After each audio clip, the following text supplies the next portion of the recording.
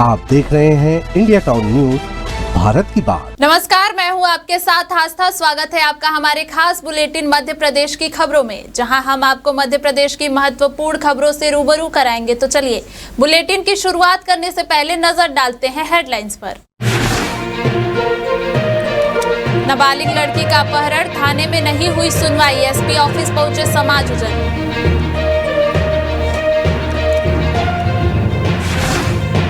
नदी में गिरी तेज रफ्तार कार, बाइक से टकराकर गिरी नदी में कार, 3 युवक गंभीर रूप से घायल।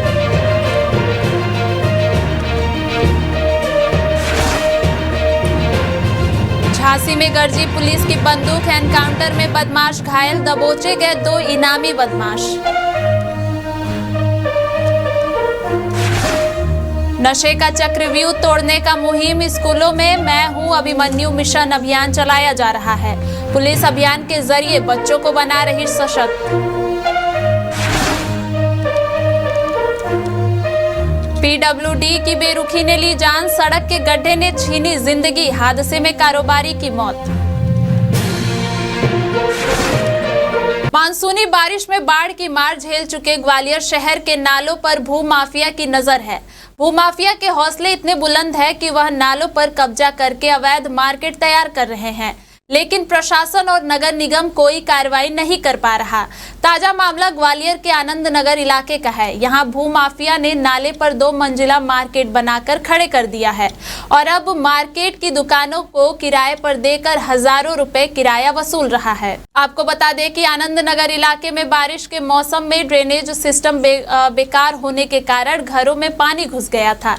इसका मुख्य कारण यही है कि भूमाफिया ने अधिकतर नालों पर कब्जा कर रखा है। आनंद नगर में बना यह मार्केट इसका जीता जागता उदाहरण है। हालांकि इस मामले में प्रशासन का कहना है कि नाले पर किया गया अतिक्रमण जल्द हटा दिया जाएगा। यह एक अकेले आनंद नगर की कहानी नहीं है।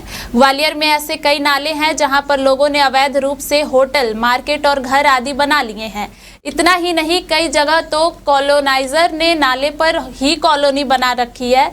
इस वजह से ग्वालियर का ड्रेनेज सिस्टम पूरी तरह से फेल हो चुका है। अभी आपके द्वारा जो वार्ड नंबर 5 आनंद, वार्ड नंबर 4 में जो नाले के ऊपर दुकानों या कॉम्प्लेक्स के निर्माण की बात की है, उसकी हम लोग जांच करा लेते हैं और जो भी अगर वो गलत बना है तो उसके विरुद्ध नियमानुसार कार्रवाई करेंगे। मैंने दिख रहा है फोटो में आपको पूरा नाला जा रहा है सामने और पूरा। हाँ, फोटो से दिख रहा है, लेकिन अब उसकी स्थल पर जाँच कराने के बाद ही सत्यता का पता पड़ पाएगा क्या है।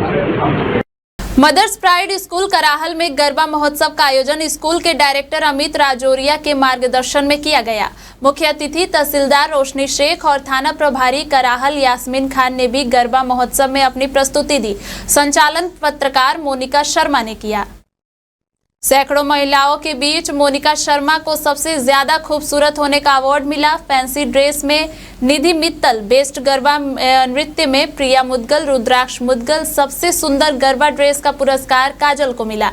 प्रस्तुति देने वाली बच्चियों, शिक्षिकाओं और महिलाओं को ट्रॉफी प्रदान की गई।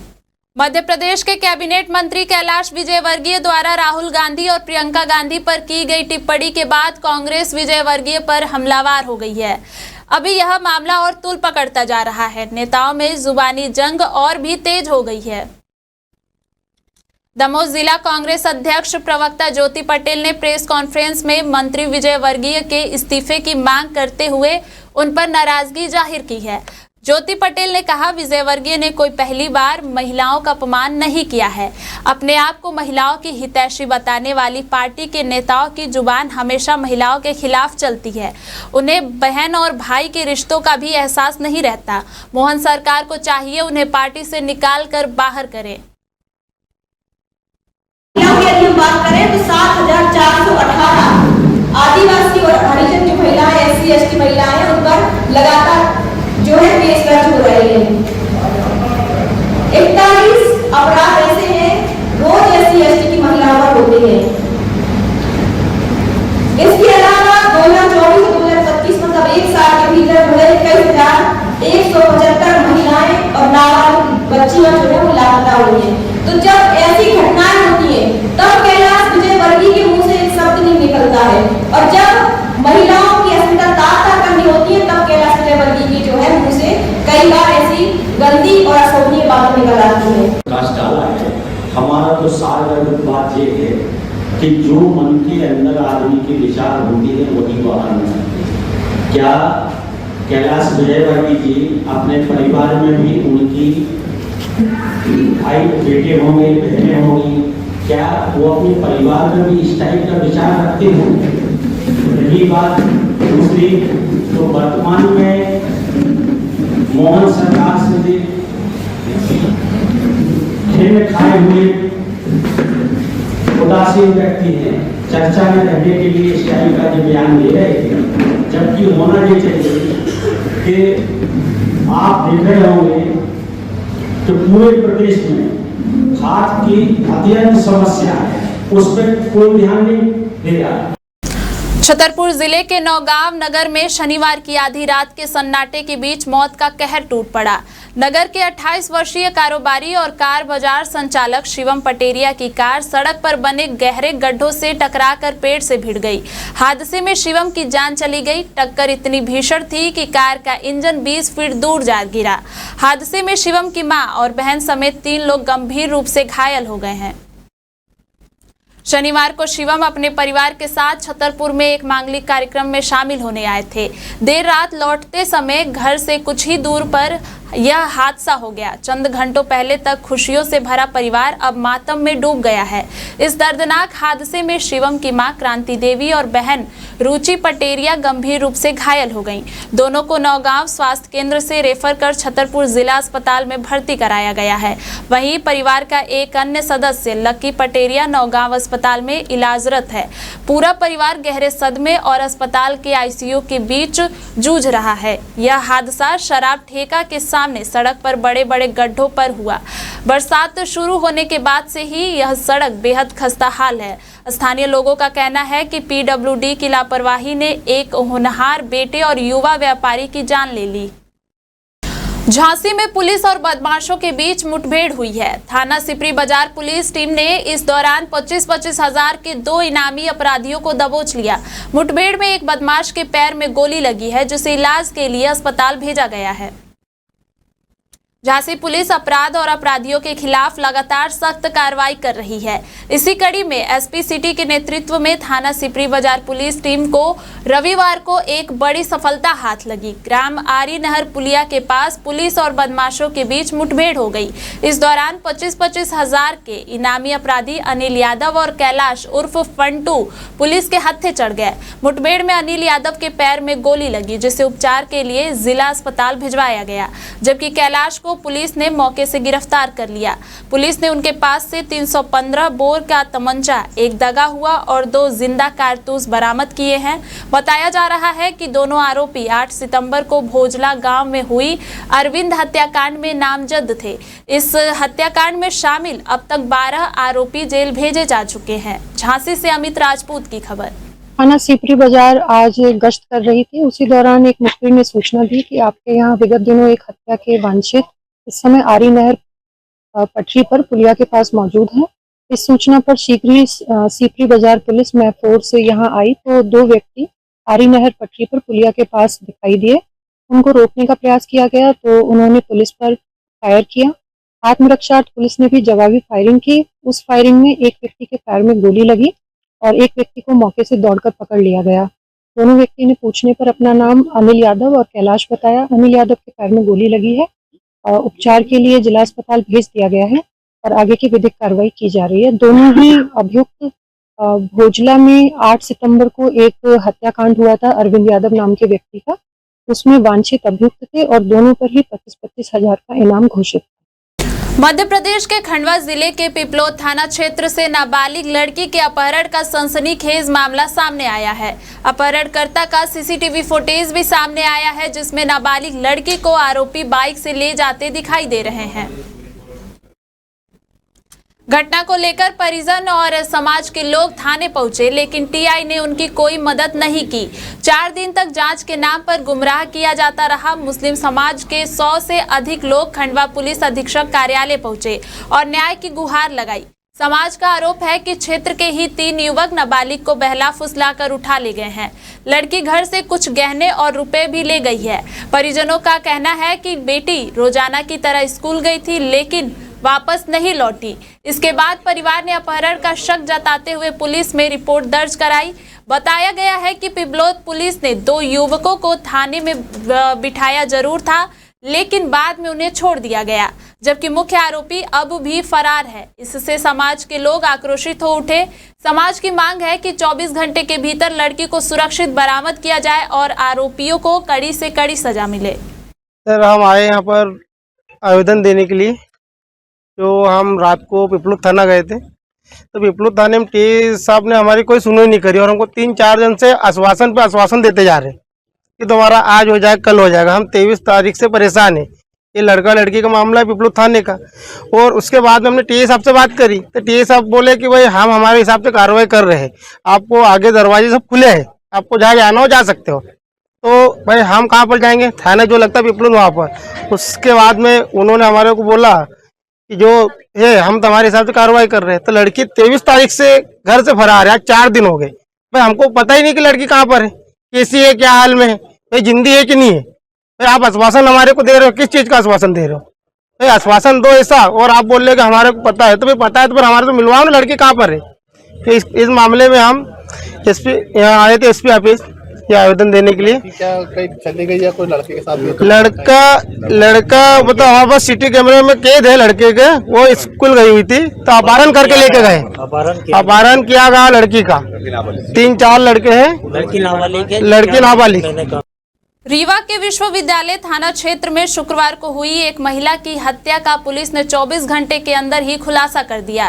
पैसों के विवाद के चलते इस हत्याकांड को महिला के रिश्ते के देवर ने ही अंजाम दिया था। आरोपी बैट से महिला की हत्या कर घर में रखे 17 लाख के जेवरात सहित नकदी लेकर फरार हो गया। पुलिस ने आरोपी को यूपी से गिरफ्तार कर लिया है। इस पूरे मामले का खुलासा करते हुए एडिशनल SP आरती सिंह ने बताया कि शुक्रवार को विश्वविद्यालय थाना क्षेत्र अंतर्गत दयालु नगर में 35 वर्षीय नेहा सिंह की लाश उसके घर से मिली थी। जांच में पता चला कि नेहा की यूपी निवासी वाले रिश्ते के देवर पुष्पेंद्र सिंह का उसके घर आना जाना था। शुक्रवार की दोपहर भी वह महिला के घर आया था, जहां पर पैसों को लेकर विवाद हुआ और पुष्पेंद्र ने बैट से मारकर नेहा की हत्या कर दी। हत्या के बाद आरोपी अलमारी से 17 लाख के जेवरात और 1,10,000 रुपए लेकर यूपी फरार हो गया था। पुलिस ने 24 घंटे के अंदर ही आरोपी को यूपी से गिरफ्तार कर लिया। उससे जेवरात और रुपए भी बरामद कर लिए गए हैं। ये कल की घटना है थाना विश्वविद्यालय अंतर्गत। कल पुलिस को ये सूचना मिली कि इटौरा में जो दयालु नगर है वहां पर एक महिला है जो कि अपने ही घर में मृत अवस्था में पड़ी हुई। जैसे ही पुलिस को यह सूचना मिली है तो हमारे CSP साहब, हमारे थाना प्रभारी विश्वविद्यालय, उनकी टीम, अंगुल चिन्ह की टीम, हमारे फोटोग्राफ्स और हमारी FSL की टीम जो है वो मौके पे पहुंची और उन्होंने वहां पर छानबीन प्रारंभ करी।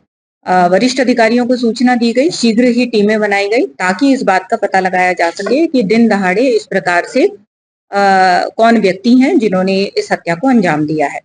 आस पड़ोस के लोगों से बात की गई। घर में मृतिका के 2 बच्चे भी थे, रहते थे, पति भी हैं उनके, उनसे बातचीत की गई और मृतिका के फोन को भी खंगाला गया।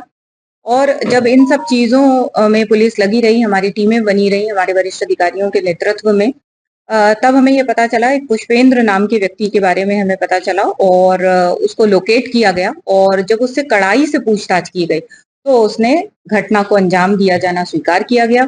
उसने ये बताया कि वो इस महिला के संपर्क में था, दूर से उसके रिलेशन में ये मृतिका का देवर लगता था। मऊगंज जिले में तहसीलदार की गुंडागर्दी का चौंकाने वाला वीडियो सामने आया है। तहसीलदार वीरेंद्र पटेल किसानों से गाली गलौज करने लगे और एक किसान की कॉलर तक पकड़ ली। जमीनी विवाद सुलझाने गए तहसीलदार अब खुद विवादों में फंस गए हैं।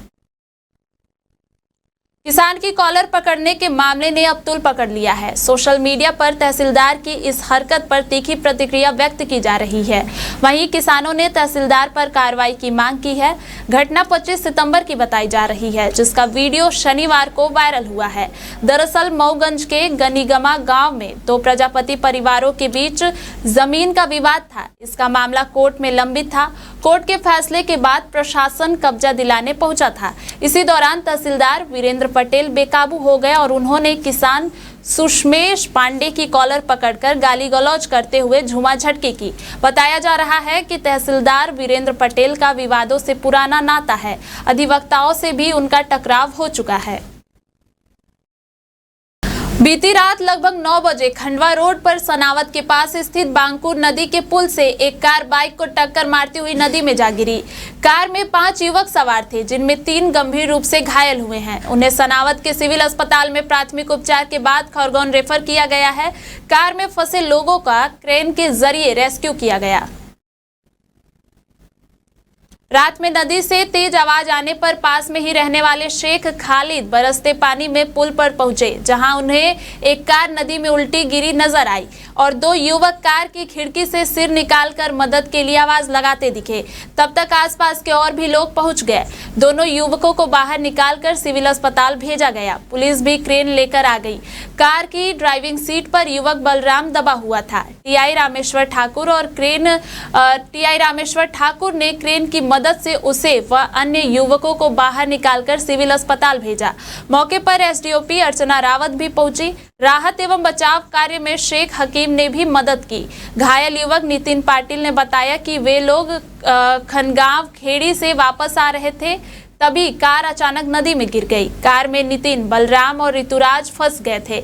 बाइक सवार अजय बैसवार भी घायल हुआ है। उसके कंधे और पैर में चोटें आई हैं। उसे भी सिविल अस्पताल भेजा गया है। मेरे फ्रेंड को लेने, भाई को लेने गए। कहाँ पर? खनगांव खेड़ी। हाँ वहाँ। तो वहाँ से आने के क्या गया था जो गाड़ी आपकी नीचे गिर गई? अंकल मैं तो चला नहीं रहा था गाड़ी। हाँ। मेरा फ्रेंड का भाई चला रहा था। क्या नाम था उसका? बलराम।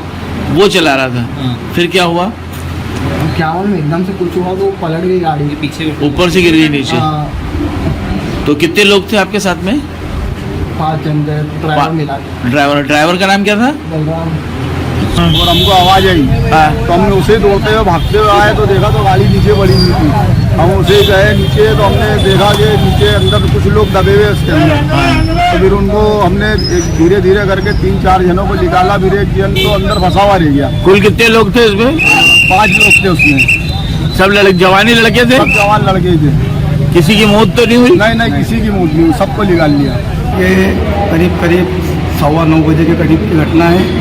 और वहाँ जब गाड़ी पुल पे से गिरी तो हमारे सनावत शहर के टीआई साहब वहाँ पर टाइम पे पहुँच गए थे और उनके साथ में उनके जो जितने भी गाड़ी गिरी थी जब ऊपर, तो कितने लोग इसमें थे? वहाँ 5 जन थे उसके अंदर।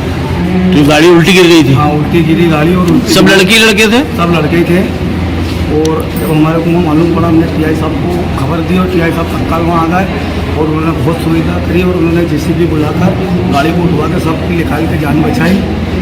और सभी लोग आ गए थे वहाँ? सबसे पहले एक पेशेंट आया था, अजय नाम का। उसका अपन ने प्राथमिक उपचार करके उसको कहाँ लगा था सर उसे? उसको हाथ में लगा हुआ था और सिर में लगा। फिर उसके बाद कौन पेशेंट आए? और 3 पेशेंट और आए थे। तीनों को, किसी को हाथ में लगा था, किसी को सर में लगा था, किसी को पेट में लगा था, पेट फ्रैक्चर था। तो सभी को अपन ने प्राथमिक ट्रीटमेंट देके यहाँ से खरगोन के। सनावत थाना पुलिस इन दिनों नशे और अन्य सामाजिक कुरीतियों का चक्रव्यूह तोड़ने के लिए स्कूली बच्चों को अभिमन्यु बनाने में जुटी हुई है। पुलिस के अधिकारी और जवान स्कूलों में जाकर विद्यार्थियों को उनकी शक्ति का एहसास दिला रहे हैं। स्कूली विद्यार्थियों को सामाजिक कुरीतियों के खिलाफ जागरूक करने के लिए मैं हूं अभिमन्यु अभियान चलाया जा रहा है। इसके तहत सनावत थाने के टीआई रामेश्वर ठाकुर के नेतृत्व में पुलिसकर्मी स्कूलों में जाकर विद्यार्थियों को जागरूक कर संकल्प दिला रहे हैं। नशा, दहेज, रिश्वत, भ्रष्टाचार आदि के बारे में समझाकर विद्यार्थियों को जागरूक किया जा रहा है। सनावत के स्कूलों और जूनापानी के हाई स्कूल में एएसआई चंपालाल सोलंकी, प्रधान आरक्षक रविंद्र चौहान, कृष्ण बिरला, विनोद गौर ने विद्यार्थियों को समझाइश दी। इस दौरान पोस्टर, पैम्पलेट भी बांटे गए। श्योपुर जिले की सबसे बड़ी शक्तिपीठ, हजारों वर्ष प्राचीन मां अन्नपूर्णा के दरबार पनवाड़ा वाली मैया को 1 किलोमीटर लंबी चुनरी चढ़ाई जाएगी। कल 29 सितंबर को होने वाले इस भव्य कार्यक्रम के लिए घर घर पीले चावल के साथ आमंत्रण दिया जा रहा है। चुनरी यात्रा 29 सितंबर को दोपहर 3 बजे कात्यायनी मंदिर कराहल से पनवाड़ा तक निकलेगी। यात्रा की दूरी 4 किलोमीटर होगी। चुनरी यात्रा में हजारों महिला पुरुष शामिल होंगे। भाजपा नेता और युवा घर घर पीले चावल भेंट कर चुनरी यात्रा में शामिल होने के लिए निमंत्रण दे रहे हैं। वहीं भाजपा मंडल उपाध्यक्ष विवेक त्रिपाठी और मंडल महामंत्री अरविंद उपाध्याय ने लोगों से चुनरी यात्रा में शामिल होने की अपील की है। हर साल की बात है, इस साल भी कात्यायनी मंदिर से पनवाड़ा माता मंदिर तक चुनरी यात्रा करते हैं हर साल।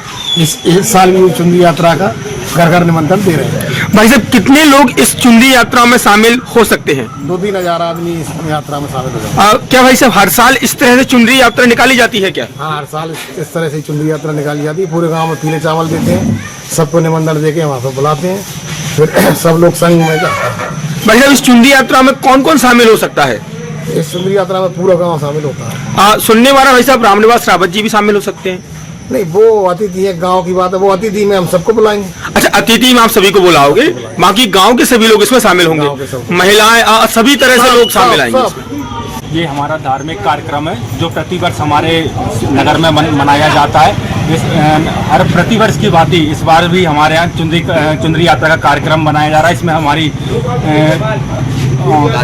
कात्यायनी मंदिर से लेकर पनवाड़ वाली माता तक हम चुनरी यात्रा का आयोजन किया जा रहा है, जिसमें हम सभी गांव वाले लोग नगरवासी बढ़ चढ़ कर भाग लेते हैं और माता के चरणों में चुनरी को समर्पित करते हैं, ताकि क्षेत्र के सभी लोगों की सुख शांति और उनके लिए कामना करें। भाई साहब, कितनी लंबी यह यात्रा रहेगी और कितनी लंबी चुनरी होगी? ये यात्रा करीबन हमारी 4 से 5 किलोमीटर की रहेगी और 1000 मीटर से ऊपर की हमारी चुनरी रहेगी, जिसमें हम सब लोग सहभाग करने वाले हैं। हमारे खास बुलेटिन मध्य प्रदेश की खबरों में फिलहाल इतना ही। देखते रहिए इंडिया टाउन न्यूज, भारत की बात। नमस्कार। आप देख रहे हैं इंडिया टाउन न्यूज, भारत की बात।